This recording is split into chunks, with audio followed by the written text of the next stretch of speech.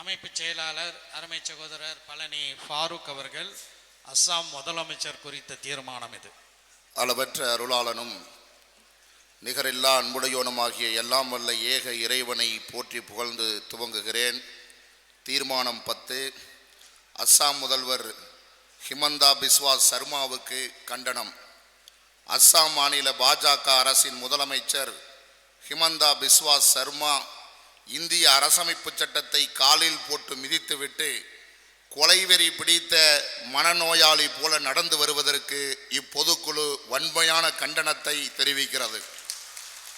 இந்துக்கள் தங்கள் அண்டை வீட்டில் வசிக்கும் முஸ்லிம்கள் மீது காவல்துறையில் புகார் செய்ய வேண்டும்.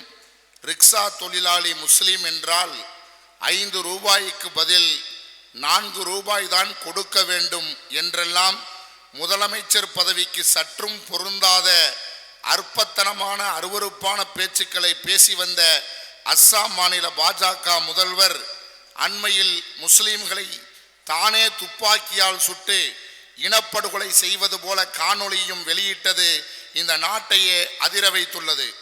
இந்த நாட்டையே அதிர வைத்துள்ள இந்த சம்பவத்தின் மீது உச்சநீதிமன்றம் தானாக முன்வந்து சோமோட்டோ வழக்கு பதிவு செய்து அஸ்ஸாம் முதல்வரை தண்டிக்க வேண்டும் என இப்பொதுக்குழு வலியுறுத்துகிறது.